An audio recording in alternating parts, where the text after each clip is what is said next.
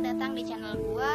Dan gue mau minta maaf banget untuk semua suara yang seharusnya gak masuk di video ini, pencahayaan yang kurang dan sangat apa adanya. I'm really sorry for it. And balik lagi, gue bakal bahas sesuatu yang menurut gue menarik. Dan ini tentang beberapa tahun silam, dimana gue merasa kayak kenapa berita tuh dipenuhi sama semua kasus tentang jalur Gaza Palestina. Apa sih yang terjadi di sana? Gue nggak begitu ngerti sampai akhirnya alhamdulillahnya gue dapet kesempatan untuk bekerja di salah satu radio di Jakarta, and gue bekerja sebagai news desk, dimana setiap harinya gue berkesempatan untuk melihat Palestina dengan detail secara lebih mendalam. Dan saat bekerja akhirnya gue tahu apa-apa aja yang terjadi di Palestina, apa aja konfliknya, dan buat gue itu penting sebagai sesama muslim dan sesama manusia yang hidup di bumi yang sama. So gue harap topik ini juga penting buat kalian. Gue bakal kasih poinnya satu-satu, dan gue juga bakalan lampirin link di deskripsi bahwa ada satu website yang bisa kalian percaya, yaitu namanya al-qassam.is, dirangkum dibuat oleh wartawan lokal Palestina yang gue yakin keakuratannya bisa dipertanggungjawabkan, ya walaupun butuh sedikit usaha untuk mengerti bahasa mereka. Gue biasanya di kantor waktu dulu itu gue cari gambar yang menarik buat gue, terus gue copy ke Google Translate dalam bahasa Indonesia. Setelah udah jadi bahasa Indonesia, itu kalimatnya masih berantakan, dan tugas gue harus bikin kalimat itu menjadi sebuah berita yang pantas untuk disajikan, dibacakan secara TikTok kurang lebih selama 2 menit.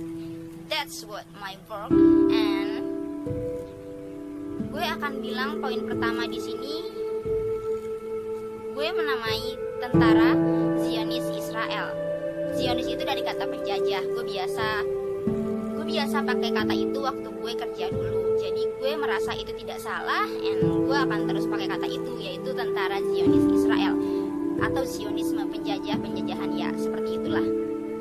And sekali lagi gue mau kasih tahu bahwa di video ini gue nggak pengen kalian ngejudge atau gue sendiri ngejudge bahwa semua orang Israel itu jahat atau semua yang berhubungan dengan Israel adalah jahat. Gue nggak mau ngejudge kayak gitu, karena nyatanya memang nggak kayak gitu. Di sini gue menyayangkan pemerintahnya, perdana menterinya, tentaranya, dan lain-lain, dan banyak sekali pihak yang mungkin secara seluk-beluk belum begitu gue ngerti secara mendalam. Dan gue yakin ada banyak banget pihak dari Israel maupun Palestina, rakyat-rakyatnya, orang-orang yang mempunyai kebijakan besar di sana yang sebenarnya nggak pengen ada perang. Gue yakin banyak sekali pihak yang pengen perang ini berakhir. Really, I'm sure banyak banget pihak yang kayak gitu. Bahkan di Bethlehem sendiri, orang Palestina yang Nasrani itu berbagi air sama orang Palestina yang Muslim. Kenapa gue bilang kenapa ada berita yang kayak gitu? Itu pernah diangkat sama Cordova Media. Karena Israel itu nggak lagi ngomongin soal perebutan tanah, nggak lagi ngomongin soal politik, tapi mereka sudah menindas kemanusiaan. I think it was happen in Palestina. Dan kalau kalian kira tentara-tentara Zionis Israel itu menikmati pekerjaan mereka, itu enggak juga. Karena gue baca di salah satu artikel bahwa tentara Zionis Israel juga menderita tiap hari nyerang orang yang gak bersalah, menikmati kejahatan yang mereka lakukan, dan satu persatu dari mereka harus gugur di medan perang. Banyak banget lencana-lencana tentara Zionis Israel yang gue mencoba melihat dari sisi yang berbeda, gak cuma dari korban, tapi tentara Zionis Israel juga mengalami suatu fase di mana mereka sulit untuk melakukan tugas-tugasnya. Tapi balik lagi, itu udah jadi tugas mereka yang harus mereka kerjakan, gak harus kita kasihani juga. Atau ya lebih tepatnya sistem pemerintahannya aja sih yang terus-menerus memaksa mereka untuk terus melakukan penyerangan terhadap warga Palestina. Apa aja yang mereka lakukan, apa aja yang pemerintah Israel dan tentara Zionis Israel lakukan kepada warga Palestina? Oke, gue bakal kasih tahu kalian satu.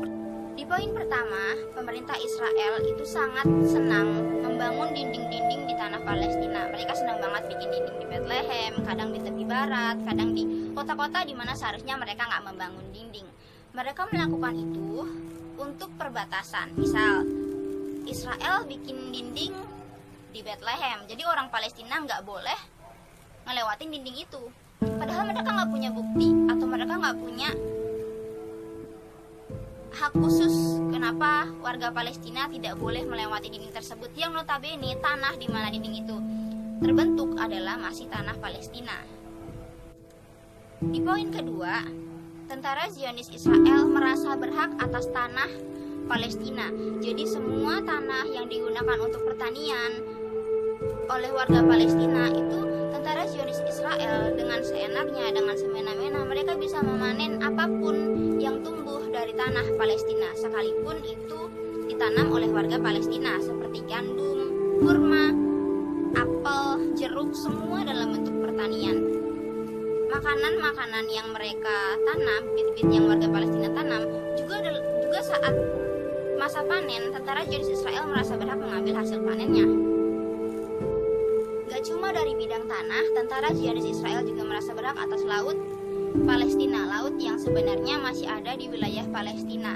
Nelayan yang melaut di laut Palestina yang dianggap Israel melewati batas antara Israel dan Palestina, gak segan-segan mereka bom perahunya atau mereka ambil hasil tangkapannya, dan itu terjadi terus-menerus setiap hari. Kalau kalian mau baca www.alqassam.ps itu kalian bakal nemuin kasus serupa setiap harinya. Kalau nggak mereka diambil hasil panennya, terus nelayan Palestina diambil hasil tangkapan ikannya, atau bom nelayan Palestina, perahu nelayan Palestina yang dibom sama tentara Zionis Israel karena dianggap melewati batas. Dan banyak banget kejahatan-kejahatan tentara Zionis Israel yang sebenarnya tidak bisa dimaafkan buat gua. Dan gak cuma sampai di situ, tentara Zionis Israel merasa berhak menggeledah rumah. Sekalipun lo lagi nonton TV asik-asik gitu, tentara Zionis Israel bakalan tiba-tiba dobrak pintu lo dan nahan salah satu keluarga lo tanpa surat yang pasti. Mereka kayak cuma bilang, nih ayah lo pernah kepergok ngelewatin batas tembok nih kemarin hari Kamis misal, dan lo gak bisa berbuat apa-apa. Mereka punya banyak senjata, gue gak bisa sebutin apa aja jenisnya, tapi gue rasa mereka tentara yang disenjatai oleh banyak alat canggih yang gak bisa lo lawan dengan tenaga aja tanpa senjata juga. Jadi kalau itu terjadi, lo cuma bisa pasrah, salah satu keluarga lo harus dibawa ke penjara atau ke tempat-tempat lain yang mereka mau. Kasus selanjutnya adalah tentara Zionis Israel merasa berhak menahan siapapun warga Palestina dengan asas praduga.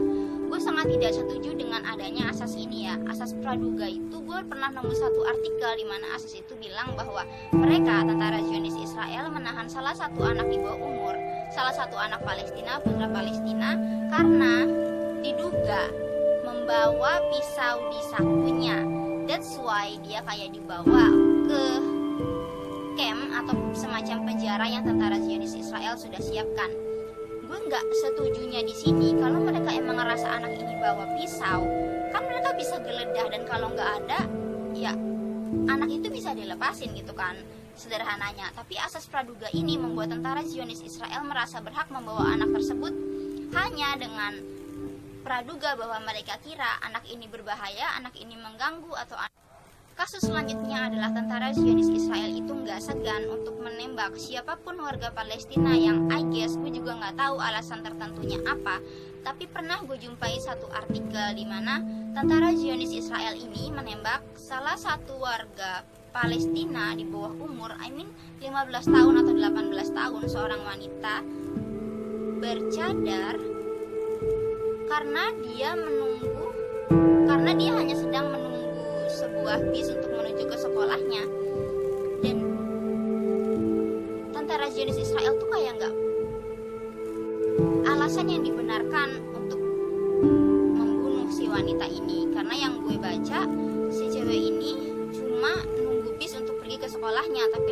dibombardir dengan beberapa peluru dari tentara Zionis Israel. Kejadian serupa juga terjadi di beberapa titik di Palestina, di mana ada seorang pemuda Palestina yang tanpa diketahui sebabnya juga diberi beberapa peluru oleh tentara Zionis Israel.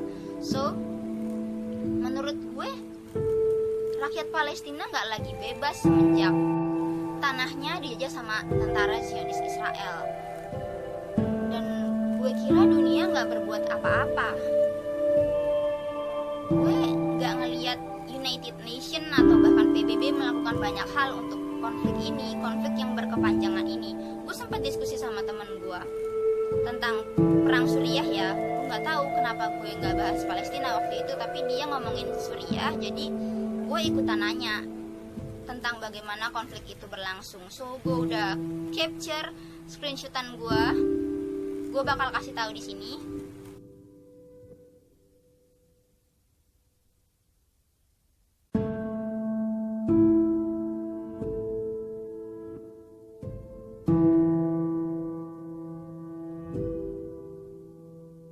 Nah, seperti yang udah kalian baca, dia bilang United Nation, mungkin PBB,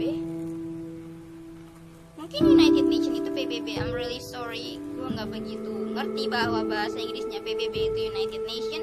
I'm so sorry untuk riset yang kurang, atau kalian bisa searching sendiri. Gue bakal kasih tahu kalian website-website yang terpercaya, atau kalian juga bisa searching dengan keyword-keyword yang lebih kalian percaya. Cuma gue pengen aja ngasih tahu detail dan keseharian warga Palestina sehari-harinya semenjak tanah mereka menjadi korban jajahan Israel.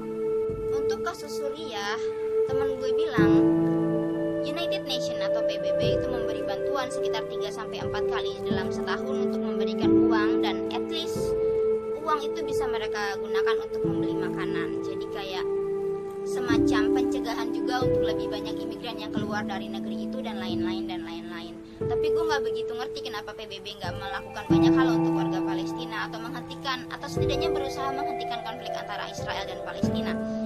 Tapi beberapa hari yang lalu, agak lama mungkin, gue baca bahwa PBB mulai menyelidiki asal mula konflik di Israel dan Palestina.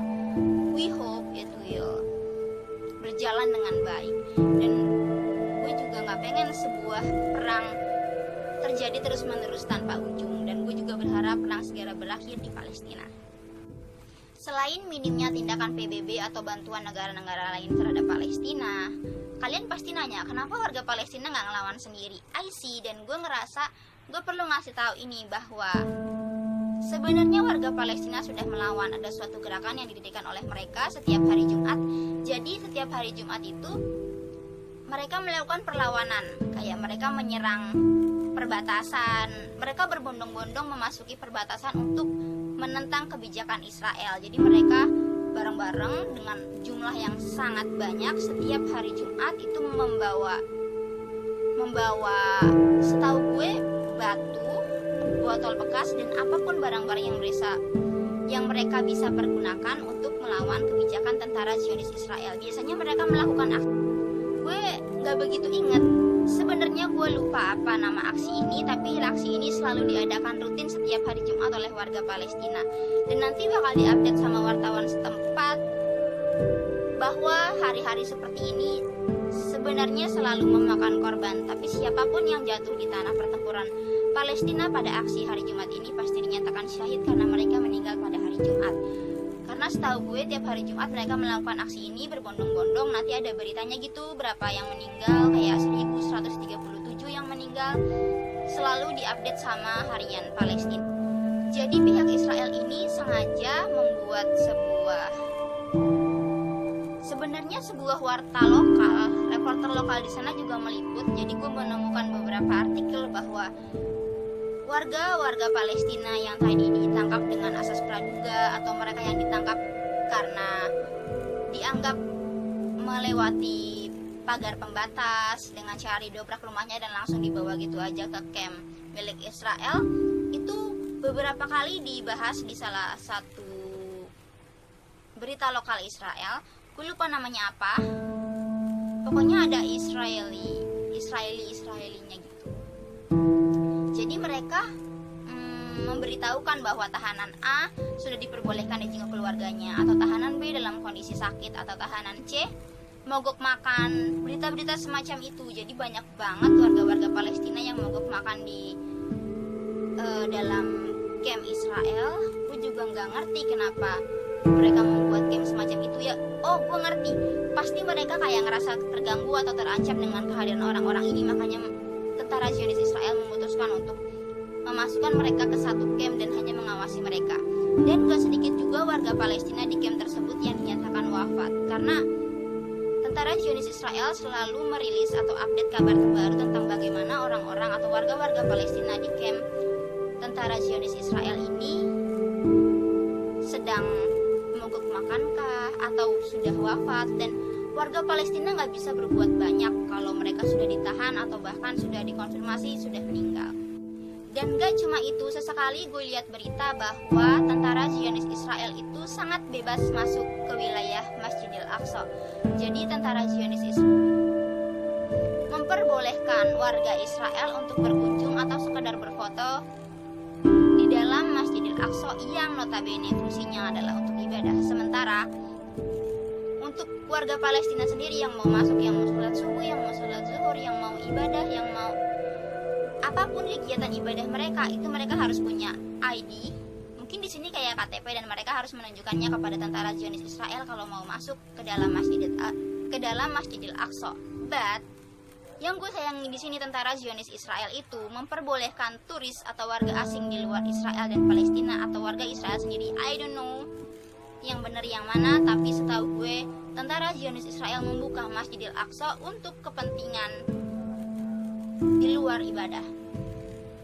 Jadi orang-orang di luar warga Palestina atau warga Israel itu diperbolehkan masuk dan hanya berfoto di dalam Masjidil Aqsa, atau berkeliling atau mengunjungi tempat-tempat yang notabene mereka belum pernah masuki sebelumnya. Padahal orang-orang warga-warga Palestina mau masuk ke situ untuk ibadah, dan mereka ditahan dengan harus menunjukkan kartu ID sebelum mereka bisa masuk untuk beribadah. That's why sebenarnya tentara Zionis Israel itu sangat perlu kita perangi, karena orang yang mau ibadah aja ditahan dengan harus menunjukkan kartu ID. Tapi orang-orang yang gak berkepentingan alias gak mau ibadah, kepentingannya gak buat ibadah, mereka dibolehin masuk hanya untuk berkeliling, melihat-lihat sekitar, lihat arsitekturnya, berfoto-foto, and many more. Kasusnya belum sampai di situ, karena setahu gua juga ada ekstremisme dari pihak Israel, aka warga asli Israel, yang notabene sangat senang melakukan penjarahan di tanah Palestina. Jadi mereka dengan bebas memasuki toko-toko milik warga Palestina dan mengambil barang-barang jualannya, mengambil barang-barang dagangannya dengan paksa, dan itu untuk sekedar membuat kericuhan, kayak membakar mobil yang terparkir, meledakkan ban, pokoknya ekstremis.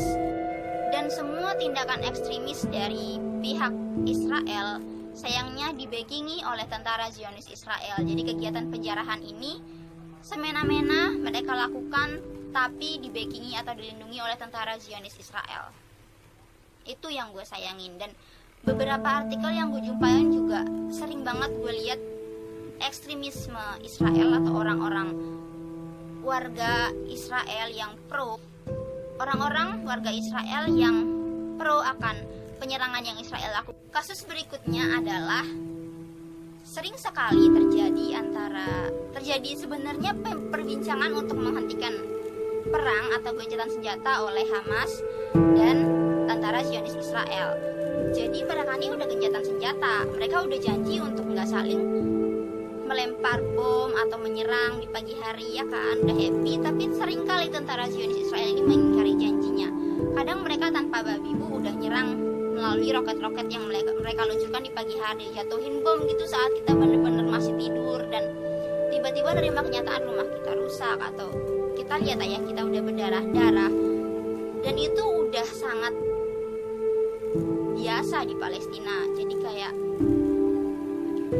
ya suara bom atau suara aroma mesiu itu tuh udah biasa banget di Palestina. Jadi gue salut, banyak banget ada relawan yang mau terbang ke sana langsung, mengunjungi mereka langsung, memberi bantuan, tinggal di camp-camp, benar-benar bertahan hidup. Gue salut banget sama orang-orang kayak gitu. Dan gue juga kalau dikasih kesempatan untuk pergi ke sana, gue yakin gue masih harus pikir beberapa kali untuk bilang iya. Terus ada satu berita yang sering gue dengar, itu banyak banget perkelahian antara tentara Zionis Israel sama pemuda Palestina. Jadi pemuda Palestina yang misalnya deket-deket nih, mereka ngobrol deket-deket atau berkerumun deket-deket sama dinding perbatasan yang dibangun sama tentara Zionis Israel. Let's say mereka deket-deket sama dinding yang ada di kota Gaza. Itu tentara Zionis Israel nggak segan-segan untuk mengusir mereka kalau mereka keberatan. Tentara Zionis Israel juga nggak segan-segan untuk ngeluarin pelurunya. Dan seringkali gue lihat artikel, jadi kayak terjadi perkelahian di titik ini, misal di kota Gaza tadi, terus kayak dua pemuda Palestina tewas, bla bla bla bla bla bla. Jadi kayak gue yakin selama Palestina belum merdeka, at least yang notabene gue nggak tahu kapan, hal-hal semacam ini akan terus terjadi setiap harinya. Nah, itu dia sedikit banyak kasus yang terjadi di Palestina oleh tentara Zionis Israel, dan gue harap kalian bisa lebih aware terhadap berita-berita kayak gini, karena masih banyak banget saudara-saudara muslim kita yang menderita di Palestina sana. Dan gue tahu beberapa organisasi itu sangat membantu dengan menyalurkan beberapa bantuan atau menyalurkan banyak bantuan, baik itu tenaga medis, makanan, pakaian, dan lain-lain. Banyak banget juga warga Palestina yang ngucapin terima kasih untuk bantuan yang diberikan oleh Indonesia. Mereka cinta banget sama Indonesia. And then gue bakal akhiri sampai sini info tentang Palestina dan Israel, apa-apa aja yang terjadi di jalur Gaza. Dan gue harap semuanya berjalan baik, Palestina membaik, perang bisa berakhir, gak ada lagi suara bom-bom atom di pagi hari. Dan gue harap semua anak Palestina bisa sekolah, bisa hidup, dan bisa bahagia seperti anak-anak di belahan bumi lain.